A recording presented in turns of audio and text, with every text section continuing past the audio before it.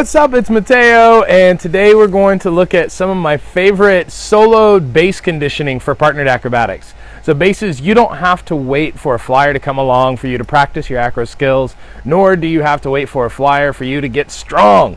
There are things you can do in the gym and in the yoga studio and pretty much anywhere you find yourself that are very simple and effective and help you build your overall skills. So without getting any deeper into talk land, let's get into some movement.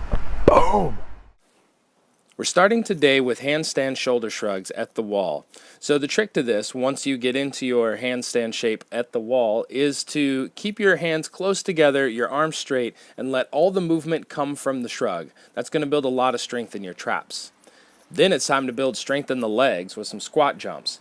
Keep your knees tracking over your toes so that you don't compromise the joint at all, and go for explosive movement because any kind of overhead trick is going to require a lot of leg strength.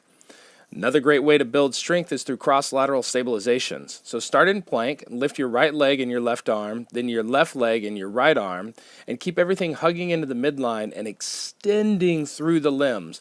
Whether you're in plank or down dog or you're in a quadrupedal shape like a modified crawl, just as long as you keep your core active and extend through your limbs, you're going to be just fine. And this builds, like I said, a lot of sensitivity and strength. Speaking of sensitivity, kettlebell squat presses are going to be great for building strength and the sensitivity of knowing where a flyer is in space. So just like the squat jumps, keep your knees tracking over your feet and then drive the movement with your legs. You are exerting some force to press the kettlebell overhead, but it gets a lot easier when you're throwing with your legs primarily. And then you can double up with kettlebells. I love kettlebells. They're awesome. Doubling up gives you the sensation of flying a flyer in long arm foot to hand, long arm hand to hands, because you're not only pressing overhead, you're also squeezing the midline. You don't want those kettlebells to drop out to the side at all. Now for our last exercise, we're diving headfirst into sensitivity training with medicine balls.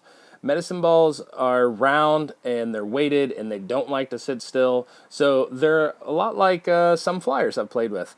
Try balancing on each limb, tossing back and forth between your hands and your feet. Just play with it, have fun, and practice your receptiveness and your control in all of these movements.